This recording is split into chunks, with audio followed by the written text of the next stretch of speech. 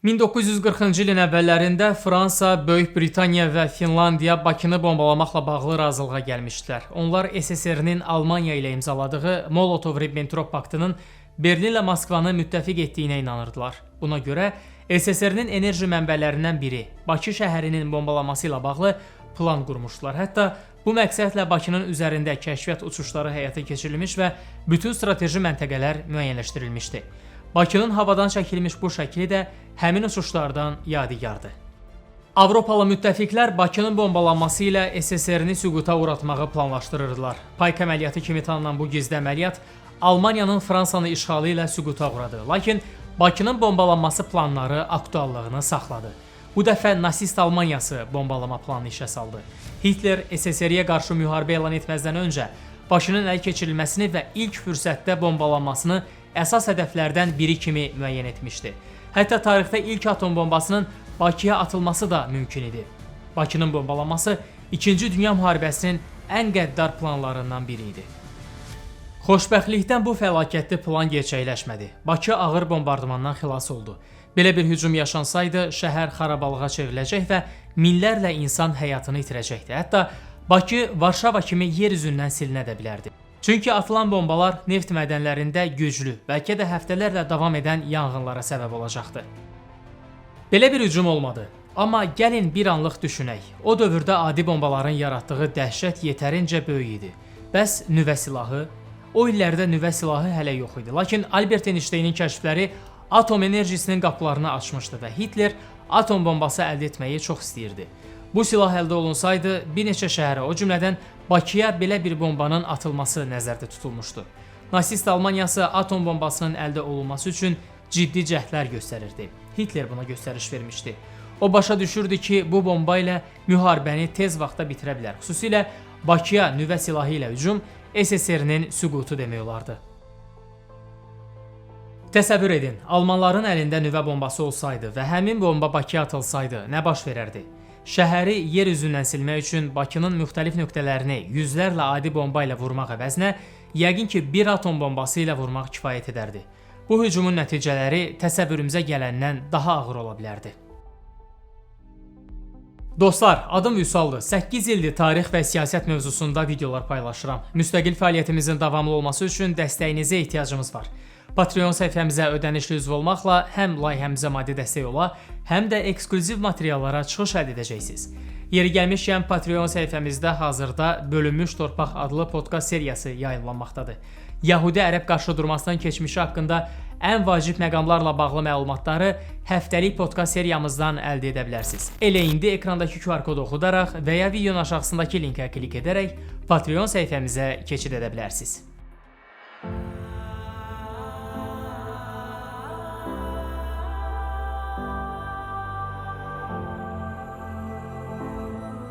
İkinci Dünya müharibəsində Yaponiyaya atılan balaca oğlan adlı atom bombasına bənzər bir bomba, yəni təxminən 15 kiloton gücündə bir nüvə silahı Bakının mərkəzinə, məsələn, hökumət evinin üstünə atılsaydı nələr yaşanardı?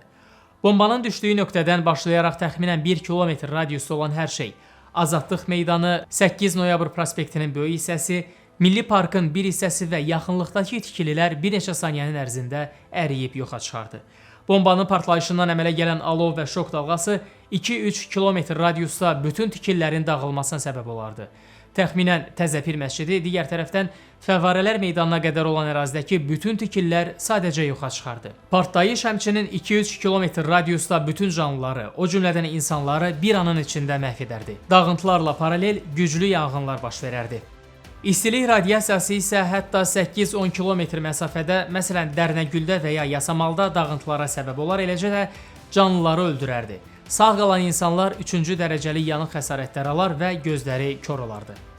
Proses bununla yekunlaşmır. Belə bir hal yaşanacağı halda bütün Abşeron yarımadası və ətraf ərazilər radioaktiv çöküntülərlə və zəhərli buludlarla örtülərdi. Bu isə insanların bir qisminin zəhərlənmədən, sağ qalanların isə xərçəng və radiasiya səbəbi ilə yaranan digər xəstəliklərdən həyatını itirməsi ilə nəticələnərdi.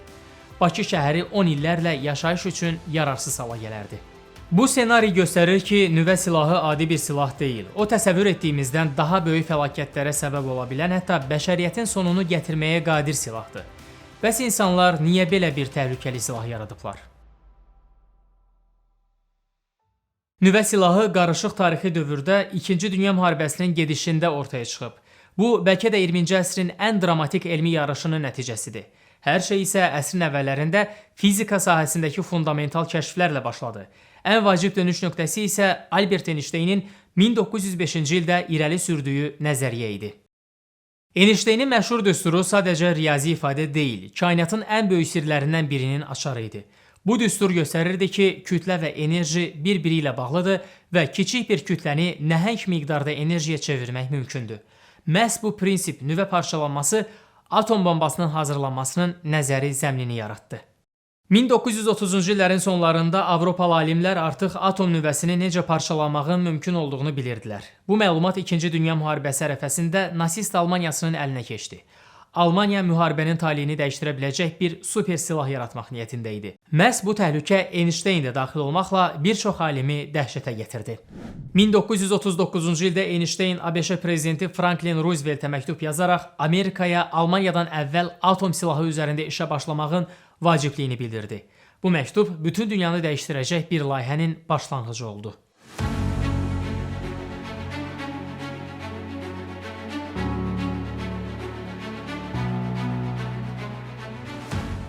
Yəqin ki, çoxunuz Oppenheimer filmini izləmisiniz. İzləməmisinizsə mütləq izləməyinizi tövsiyə edirəm. Bu film təkcə atom bombasının necə hazırlandığını özündə hiss etdirmir, həm də elm adamlarının fərqli situasiyalarda necə çətin, bəzən heç istəmədikləri qərarlar qəbul etməyə məcbur olduqlarını göstərir.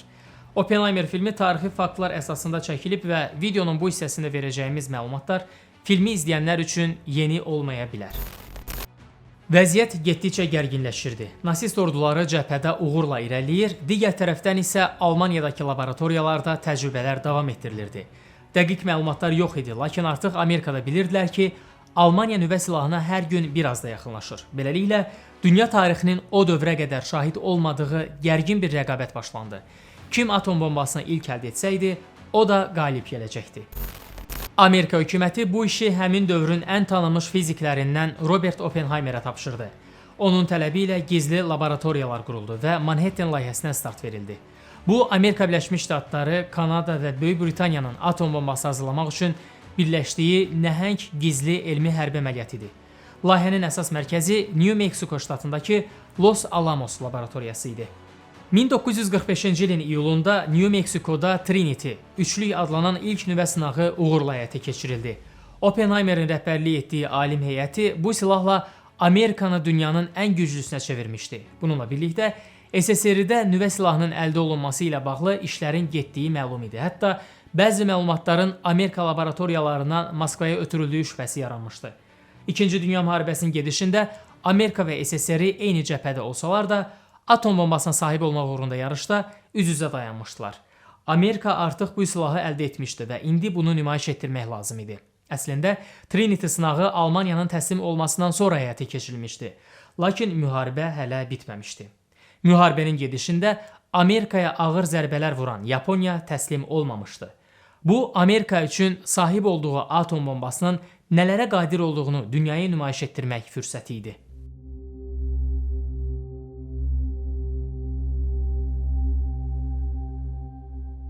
6 avqust 1945-ci il Amerika Birləşmiş Ştatlarına məxsus B-29 bombardmançı təyyarəsi səhər saatlarında Yaponiya üzərində uçurdu. O özü ilə 15 kilotonluq kiçik oğlan ləqəbli bomba daşıyırdı. Saat 08:15-də bomba Hiroşima şəhərinin üzərinə buraxıldı və təxminən 600 metr hündürlükdə partladı. Partlayış nəticəsində 70-80 min insan dərhal həyatını itirdi. Növbəti 3 ay ərzində radiasiya zəhərlənməsi və yanıqlar səbəbilə ölənlərin sayı 140 minə çatdı. 3 gün sonra B-29 təyyarəsi bu dəfə kök adam ləqəbli başqa bir bombanı Nagasaki şəhərinin üzərində buraxdı. Bu silahın gücü təxminən 21 kiloton idi. Maraqlı məqam ondan ibarətdir ki, bu bomba əslində Kokuraya atılmalı idi. Lakin şəhər üzərini qalın buludlar örtdüyü üçün təyyarə ehtiyat hədəfə Nagasaki şəhərinə yönəlməyə məcbur oldu. Saat 11:02-də bomba Nagasaki üzərində partladı. Nagasaki şəhərinin dağlıq relyefi onun Hiroşima kimi yer üzündən silinməsinin qarşısını aldı. Bununla belə, kök adam ümumilikdə 70 mindən çox insanın həyatını itirməsinə səbəb oldu. İki atom bombasının dəhşətli nəticəsi Yaponiya rəhbərliyini geri addım atmağa məcbur etdi. 15 avqust 1945-ci ildə Yaponiya imperatoru Hirohito radioda xalqa müraciət edərək təslim olduğunu elan etdi. Müharibə bitdi. Bu iki partlayış bir tərəfdən müharibənin sonunu gətirsə də, digər tərəfdən nüvə dövrü adlanan yeni, daha qorxulu bir dövrün də başlanğıcı oldu. Harry Truman atom bombasının soyuq müharibə dövründə ölkəsinə böyük üstünlük qazandıracağını düşünsə də, Amerika Birləşmiş Ştatlarının nüvə monopoliyası çox çəkmədi. SSR-i Amerika laboratoriyalarından oğurladığı məlumatlar və öz laboratoriyalarında həyata keçirdiyi sınaqlar nəticəsində nüvə silahına sahib oldu. Cəmi 4 il sonra 29 avqust 1949-cu ildə SSR-i ilk nüvə silahını sınaqdan keçirdi.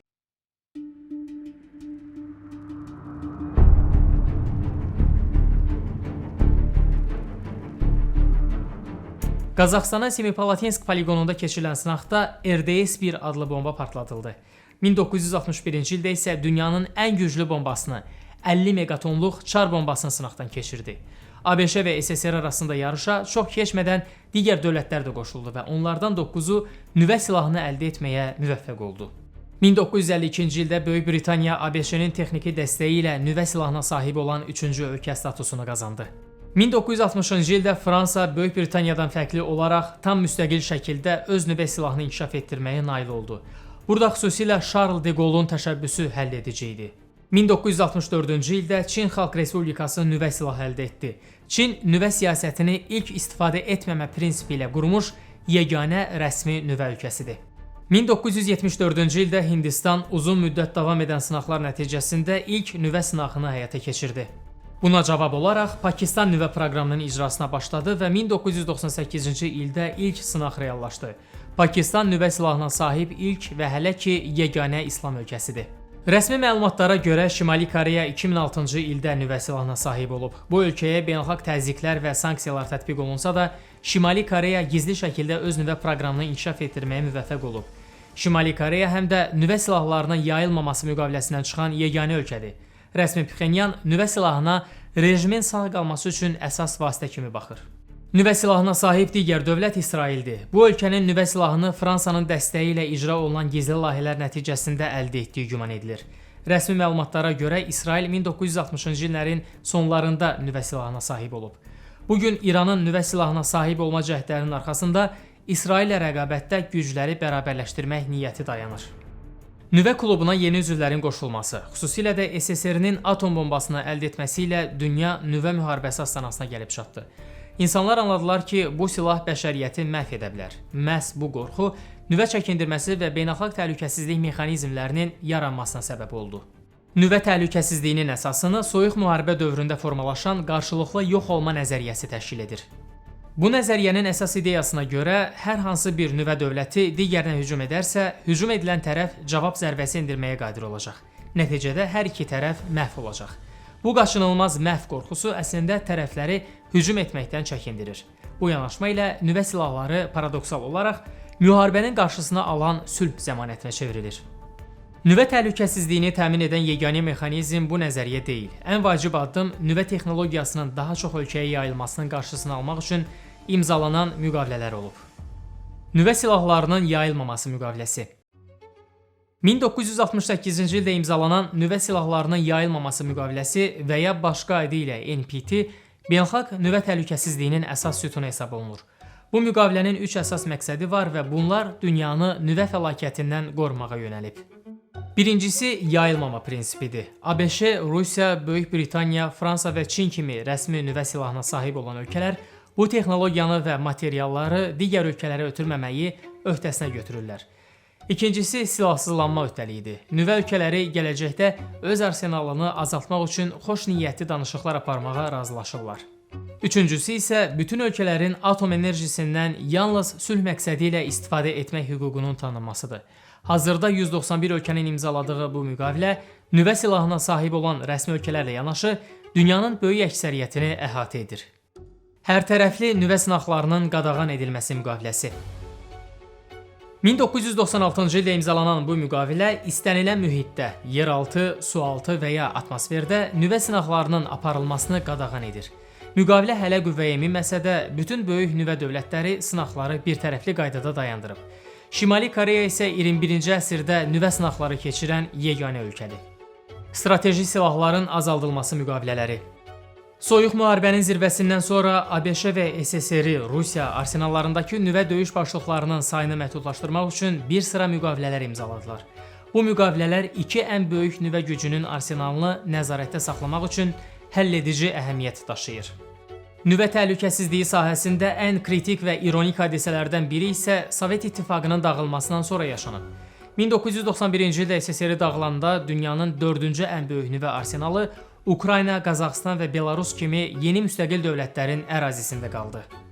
Bu, nüvə yayılması baxımından misli görünməmiş bir təhlükə idi. Bu ölkələri öz arsenalından imtina etməyi təşviq etmək üçün beynəlxalq icma fəaliyyətə keçdi. Nəticədə Budapeşt memorandumu imzalandı. 1994-cü ildə Macarıstanın paytaxtı Budapeştdə ABŞ, Böyük Britaniya və Rusiya Federasiyası Ukrayna, Qazaxıstan və Belarusa nüvə arsenallarından imtina etmələri müqabilində təhlükəsizlik zəmanətləri verdilər. Budapeşt memorandumunun müddəalarına əsasən sənədi imzalayan dövlətlərin Ukrayna, Qazaxıstan və Belarusun müstəqilliyinə və ərazi bütövlüyünə zəmanət verilirdi. Təhlükəsizlik zəmanətlərinin əvəzində Ukrayna, Qazaxıstan və Belarus nüvə silahlarının yayılmaması müqaviləsinə nüvə silahına sahibi olmayan dövlətlər kimi qoşuldular və nüvə silahlarını Rusiyaya təhvil verdilər. Lakin təəssüf ki, Budapeşt memorandumunun sonraki taleyi onun nə qədər həssas olduğunu göstərdi. 2014-cü ildə memorandumda təhlükəsizlik zəmanəti verən əsas tərəflərdən biri Rusiya, Ukraynanın ərazi bütövlüyünü pozaraq bu müqaviləni şübhə altına aldı. Rusiyanın Ukraynanın işğalı bu gün də davam edir. Bu hadisə beynəlxalq nüvə müqavilələrinin və verilən zəmanətlərin həqiqi dəyəri haqqında ciddi suallar yaratdı və nüvə silahından imtina etmək istəyən gələcək dövlətlərin belə razılaşmalara inamının azalmasına səbəb oldu. Nüvə silahları beynəlxalq müqavilələrə və çəkindirmə mexanizmlərinə baxmayaraq bəşəriyyəti dəfələrlə fəlakətin eşiyinə sürükləyib. Nüvə dövlətləri arasında gərginliklər dünyanı bir neçə dəfə nüvə müharibəsi astanasına gətirib. Nüvə müharibəsinə ən yaxın olduğumuz an şübhəsiz 1962-ci ildəki Kuba raket böhranı idi. Sovet İttifaqı ABŞ sahillərindən cəmi 145 km aralıda Kubada gizli şəkildə nüvə başlığı daşıyan orta mənzilli raketlər yerləşdirməyə başladı. ABŞ bu addımı öz təhlükəsizliyinə birbaşa təhdid kimi qiymətləndirərək Kubanı blokadaya aldı. Nikita Xruşov və John Kennedy'nin hakimiyyəti dövründə yaşanan bu gərginlik zamanı hər iki tərəfin bir-birinə nüvə zərbəsi endirməsinə bir addım qalmışdı və hətta bir neçə hərbi insident də yaşanmışdı. Məsələn, ABŞ kəşfiyyat təyyarəsinin vurulmasından sonra vəziyyət nəzarətdən çıxmaq üzrə idi. Yalnız son anda aparılan gizli danışıqlar və qarşılıqlı güzəştlər sayəsində fəlakətin qarşısı alındı. SSR Kubadakı, ABŞ isə Türkiyədəki raketlərini çıxarmağa razılaşdı. Bu hadisə qarşılıqlı yox olma nəzəriyyəsinin nə qədər real və həlledici olduğunu bütün dünyaya göstərdi. 1983-cü ildə isə dünya tarixinin ən maraqlı hadisələrindən biri yaşandı. Soyuq müharibənin gərgin vaxtlarında Sovet İttifaqının erkən xəbərdarlıq sisteminin zabiti Stanislav Petrov ABŞ-dən gələn raket hücumu siqnalını qəbul etdi. Sistem siqnalın həqiqi olduğunu göstərsə də, Petrov bunun nasazlıqdan qaynaqlandığını ehtimal etdi və bununla bağlı rəhbərliyə məlumat vermədi. Sonradan siqnalın həqiqətən də cihazda yanlışlıq nəticəsində göründüyü məlum oldu. O dövrdə onun bu təmkinli qərarı böyük ehtimalla nüvə müharibəsinin qarşısını aldı. Son illərdə isə nüvə müharibəsi təhlükəsi daha çox Hindistan-Pakistan qarşıdurmalarında yaşanır. Nüvə silahına sahib iki ölkə arasında vaxtaşırı siyasi və hərbi gərginlik olur və bu gərginliklər nüvə müharibəsi ehtimalını artırır. Lakin iki ölkənin də nüvə silahına sahib olması digər tərəfdən hərbi əməliyyatların genişlənməsinin qarşısını alır. Yəni, nüvə silahları çəkindirici qüvvə rolunu oynayır. Bununla belə 1999-cu ildə iki dövlət nüvə müharibəsinin eşiyinə gəlib. Pakistan nüvə sınağından az sonra Kəşmirin Hindistanın nəzarətində olan hissəsindəki Kargil yüksəkliyini ələ keçirdi. Daha sonra ABŞ kəşfiyyatı müəyyən etdi ki, Pakistan nüvə silahını işə salmaq üçün ciddi hazırlıqlar görür. Yalnız ABŞ-nin müdaxiləsindən sonra eskalasiyanın qarşısı alındı. Az sonra 2001-2002-ci illərdə Yeni Dehlidə Hindistan parlamentinə hücuma cavab olaraq Parakram əməliyyatı icra olundu. Minlərlə əsgər Pakistanla sərhəddə cəmləndi. Sərhəddə gərginliyin hər gün artması və Pakistanın Hindistanı nüvə zərbəsi ilə hədələməsi vəziyyəti xeyli gərginləşdirmişdi. Məsələ burasındadır ki, Pakistan nüvə silahını ilk istifadə etmə prinsipi ilə saxlayır və açıq şəkildə bildirir ki, hər hansı hərbi toqquşmada ehtiyac yaranacağı təqdirdə qarşı tərəfə nüvə zərbəsi endirəcək. Bu nümunələr göstərir ki, nüvə silahları təkcə soyuq müharibənin mirası deyil, həm də müasir regional münaqişələrdə real və gündəlik təhlükədir. Kuba böhranı və Hindistan-Pakistan qarşıdurmaları nüvə fəlakətinin astanası idisə, bugün Avropanın mərkəzində Rusiya və Ukrayna arasında davam edən müharibə yeni və bəlkə də daha mürəkkəb bir eskalasiya riski yaradıb. Bu müharibə həm adi, həm də nüvə gücləri arasında gərginliyi soyuq müharibədən bəri ən yüksək səviyyəyə çatdırıb. Rusiya dünyanın ən böyük nüvə arsenalına malikdir və Ukraynaya qarşı müharibədə bir neçə dəfə nüvə ritorikasından istifadə edib. Bu riskin əsas səbəbləri bir neçə amillə bağlıdır. Birincisi, qırmızı xətt narahatlığıdır. Rusiya NATO-nun Ukraynaya göstərdiyi dəstəyi öz təhlükəsizliyinə birbaşa təhdid kimi qəbul edir. NATO qoşunları birbaşa Ukraynaya daxil olarsa və ya qərbdən gələn silahlar Rusiyanın dərinliklərindəki hədəfləri vura bilərsə, Moskva bunu qırmızı xəttin keçilməsi kimi qiymətləndirməyə və sərt cavab verməyə meyilli ola bilər. İkinci məsələ, Rusiyanın hərbi doktrinası eskalasiyadan eskalasiyaya adlı bir konsepsiyaya əsaslanır. Bu adi müharibədə məğlubiyyət təhlükəsi yarandığı təqdirdə münaqişəni dərhal dayandırmaq məqsədi ilə daha kiçik, taktiki nüvə silahlarından istifadə etməyi nəzərdə tutur. Üçüncüsü isə Budapeşt memorandumunun iflasıdır. Bu müharibə göstərdi ki, nüvə silahından imtina edən bir ölkənin ərazi bütövlüyü zəmanətlərə baxmayaraq pozula bilər. Bu isə gələcəkdə hər hansı bir ölkənin nüvə silahı əldə etmək istəyini gücləndirir və nəticədə nüvə yayılması təhlükəsini artırır. Ən real və dəhşətli eskalasiya ssenarisi taktiki nüvə silahlarının istifadəsi ilə bağlıdır. Taktiki nüvə silahları Hiroşimaya atılan atom bombasından daha kiçik gücə malik ola bilər, lakin hələ də adi silahlardan qat-qat dağıdıcıdır. Onlar böyük şəhərləri yox, müəyyən bir hərbi hədəfi və ya cəmləşməni məhv etmək üçün nəzərdə tutulub.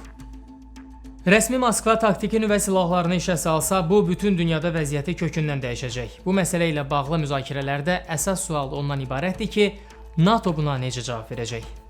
Təbii ki, burada ən qorxunc ssenari NATO-nun Rusiyaya nüvə silahı ilə cavab verməsidir. Bu birbaşa termonüvə müharibəsinin başlaması deməkdir. Qarşılıqlı yox olma nəzəriyyəsi bu məqamda qüvvəyə minir və hələ ki, bu ssenarinin qarşısını alır. Ehtimal olunan cavab isə adi, lakin effektiv zərbədir. NATO Rusiyanın nüvə hücumu həyata keçirən hərbi hissələrini, Qara dəniz donanmasını və Ukraynadakı Rusiya qüvvələrini zərərsizləşdirmək üçün təcili əməliyyatlara başlaya bilər. Burada məqsəd Rusiyaya hərbi itkilərin nüvə silahından istifadənin ağır nəticəsi kimi göstərilmək istəyidir. Bununla NATO Moskvanı növbəti nüvə hücumlarından çəkindirə bilər. Nüvə silahları bəşəriyyət üçün ən böyük təhlükələrdən biridir. Yaşadığımız bölgəyə belə bir hücum olarsa, biz ən yaxşı halda bir neçə saat sağ qala bilərik. Nüvə silahlarından istifadənin miqyasının genişlənməsi isə bəşəriyyətin məhv olması deməkdir. Partlayışlardan sonra yaranan radioaktiv toz və hissəciklər külək vasitəsilə atmosferə yayılacaq. Daha sonra radioaktiv çöküntü şəklində yerə enəcək. Bu zəhərli yağış ətraf mühiti, su ehtiyatlarını və qidaları çirkləndirəcək. Qısa müddətdə sağ qalan insanlar belə ölümcül, kəskin radiasiya sindromundan əziyyət çəkərək həyatlarını itirəcəklər. Bununla birlikdə nüvə qışı ssenarisi yaşanacaq. Partlayışlar və yanğınlar nəticəsində yaranan qara buludlar stratosferə yüksələcək və günəş işığının yer səthinə çatmasının qarşısını alacaq. Bu buludlar tez bir vaxtda dünyanın bütün ərazilərinə yayılacaq və yerdə temperatur kəskin şəkildə aşağı düşəcək. İqlim dəyişikliyi bütün dünyada ərzaq qıtlığı və insanların kütləvi tələfatına səbəb olacaq. Modelləşdirmələrə görə sadəcə Hindistan və Pakistan arasında yaşana biləcək nüvə müharibəsi belə bu cür dramatik ssenarinin gerçəkləşməsinə səbəb ola bilər. Biz indi nüvə paradoksu adlanan bir reallıqda yaşayırıq. Bir tərəfdən bu silahlar yer üzərindəki ən böyük dağıdıcı gücə malikdir. Digər tərəfdən soyuq müharibə dövründən bəri böyük güclər arasında birbaşa müharibənin qarşısını alan yeganə amildir. Bugün gərginliklər artır, müqavilələr pozulur və nüvə ritorikası siyasi mübahisələrin adi bir hissəsinə çevrilir. Budapeşt memorandumunun pozulması, Rusiya və ABŞ arasındakı müqavilələrin gələcəyinin qeyri-müəyyən olması, Şimali Koreyanın davam edən sınaqları, bütün bunlar bizə nüvə təhlükəsizliyi sisteminin nə qədər kövrək olduğunu göstərir.